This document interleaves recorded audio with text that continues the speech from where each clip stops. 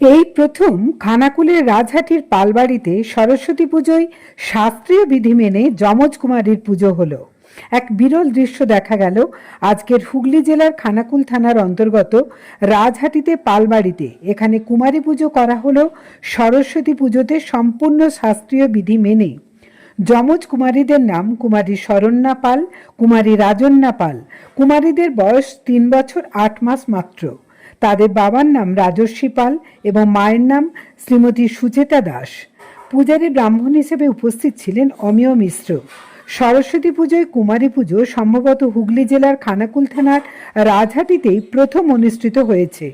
ব্যতিক্রমী এই উদ্যোগের উদ্দেশ্য নিয়ে বিশদে ব্যাখ্যা করতে গিয়ে কুমারী সরস্বতীদের বাবা রাজস্বী পাল বলেন, এই পুজো করার কারণ প্রধানত 3টি। এক, সমাজে কন্যা সন্তান যে কন্যাদের যে সম্মান প্রদান এবং কন্যা সন্তান জন্মগ্রহণ করলে পারিবারিক এবং সামাজিক অবমাননা এবং অস্পৃশ্যতা দূরীকরণ।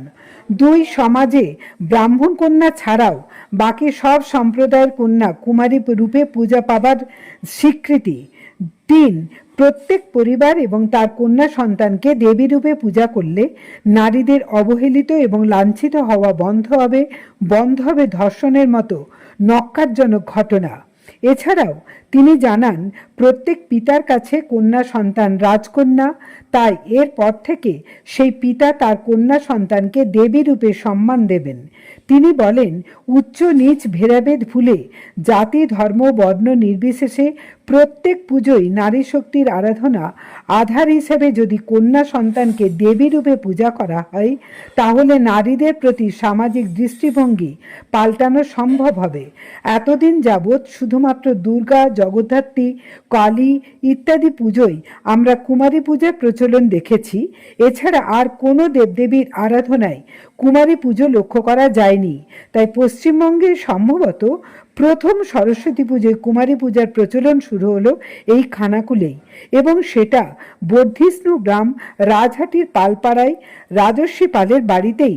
তারই উদ্যোগে তার সুযোগ্য সহধর্মিণী সুচিতা দেবী জানান, এভাবে প্রতিটি পরিবারে কুমারী কন্যাকে পুজো করা শুরু হলে হয়তো তার ফল হিসেবে প্রত্যেক পরিবারে কন্যা সন্তান জন্মগ্রহণ করলে সে আর অবহেলিত হবে না।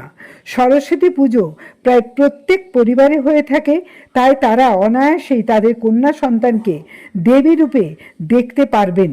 সরস্বতী পুজোয় কুমারী পূজা সম্পূর্ণ শাস্ত্রসম্মত এবং বিধিসম্মত, এবং কারণ 3 বছরের কুমারীদের পূজাসম্মত নামকরণ করা হয় সরস্বতী। আপনার উজ্জ্বল ভবিষ্যতের একমাত্র দিশারি জ্যোতিষ জগতে অদ্বিতীয় ডক্টর অঞ্জন শাস্ত্রী। দেখুন জ্যোতিষ অঙ্গনে অঞ্জন প্রতি রবিবার ঠিক রাত 12টায় শুধুমাত্র TV9 বাংলায়।